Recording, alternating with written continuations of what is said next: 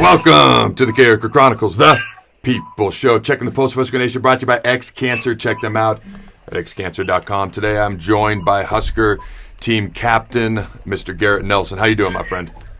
Great, how are you? I'm doing good. I appreciate you taking the time to join me. So, you're coming off the bye week. You're coming off the Illinois game. Obviously, it's a little bit of a tough loss. How is the team feeling at this moment in time going in and getting ready for Minnesota this Saturday? As you know, it's been a little bit of a roller coaster, but the coaches and the other leaders have done a great job with their guys and making sure everybody's still enthusiastic and optimistic. And the standard's the standard. We can't slip from that, no matter what's going on or how we're feeling. So just keep that up in practice as a leader, and the other guys and other coaches have done a great job doing that. So, come to work, practice as hard as we can to control what we can control. Have some weeks been more challenging? I mean, to call this season a roller coaster would be an incredible understatement. Have some weeks been more challenging than others, as you get ready for these games and the season goes along and it's a lot of craziness and things swirling and going on around the team, a good win, a tough loss? Are some weeks harder than others, or do you find that it's a little bit more even keel in this locker room? It's definitely more even keel. There's, obviously emotions are high with anything, with a win or a loss, but, maturing and understanding that, being a leader and being a steady drumbeat and not getting too high or too low, and consistently being there for you guys and being the same dude every day, brings familiarity with everybody and they kind of get on the same page. So, having the same attitude, not panicking in any way or feel like the sky is falling or not getting too high off the win. It's just being that steady beat with these guys. They've definitely picked up on that, and they strap on the boots and come to work every day. So you've had 4 games since Coach Bush took over as a defensive coordinator. 6 weeks, 4 games, 2 bye weeks. Okay, talk to me about how you feel like the defense has performed. You got Indiana, Rutgers, Purdue, and Illinois as an overall whole in those 4 games, and especially the past couple of games. How do you feel like the defense has performed? Yeah, with the new coordinator coming in, obviously, there's new calls, new words, and you being a player and being going to different teams, and 4-eye still 4-eye, 6-tech still 6 technique, but just with the different words, vocabularies, obviously some different calls and blitzes. Guys have done a great job understanding that. For Purdue, putting in a completely new defense for that. With the package.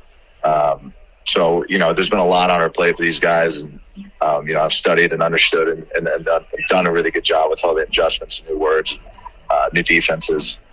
Overall, we performed. We did really well. Indiana, and I feel like we played really well. And Purdue and Rutgers, there's tough physical games. A lot of guys run the ball, but as a pass rusher, I feel like we've done an adequate job getting pressure on the guys, especially in the 3-step and quick game stuff. But these last 5 weeks have definitely been more run heavy. So gap integrity and getting vertical penetration. Just speaking D-line terms is it's still the same thing no matter what the call is, and that's how you knock out these last couple of weeks.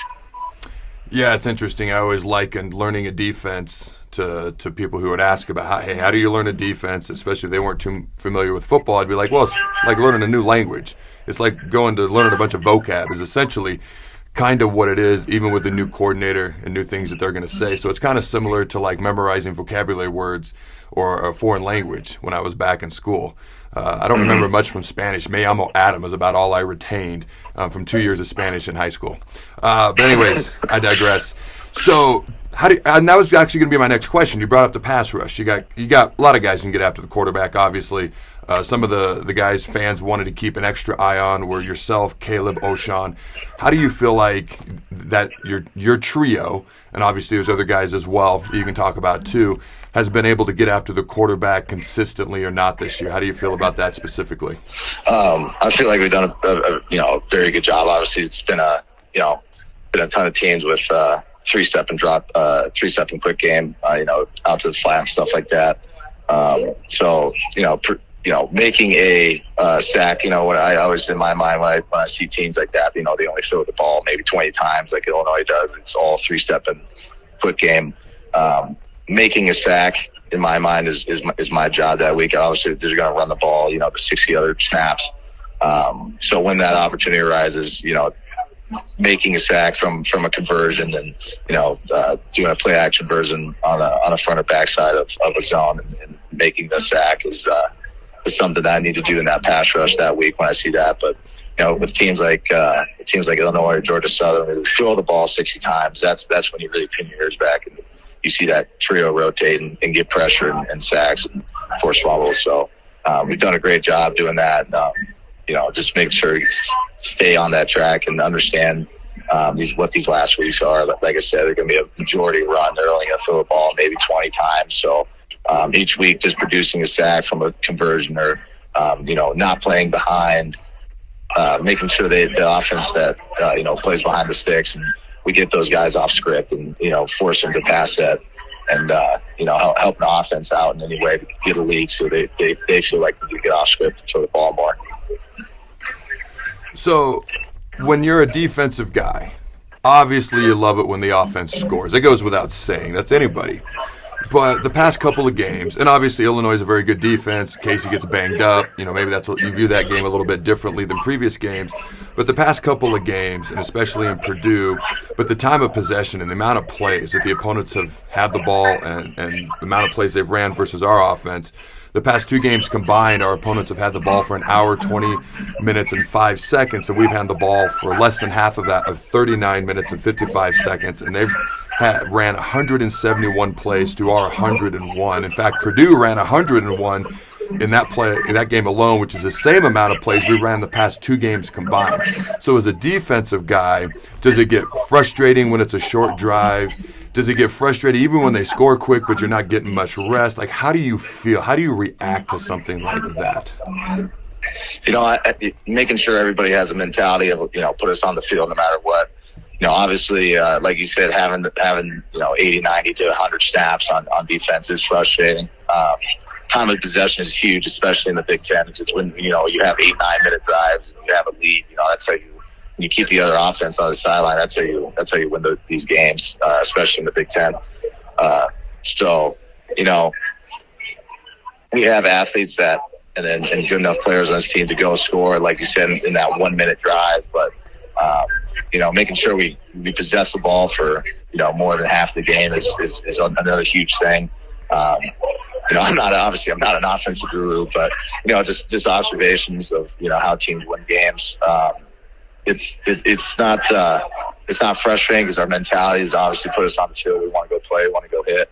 But obviously at the end of the day, you got to win those games. So making sure we shut down their offense, 3 and out, and, maybe, 1 first down and keep them on their side of the field, field position and time of possession is huge. So our job is to keep them down on their side and help our offense out, get a short field and let them get those long drives and slowly start to wear on the other team. What do you feel like the defense has done the best the past 4 games, and what's the thing you'd like the defense to improve the most on going forward for these last 4 remaining games?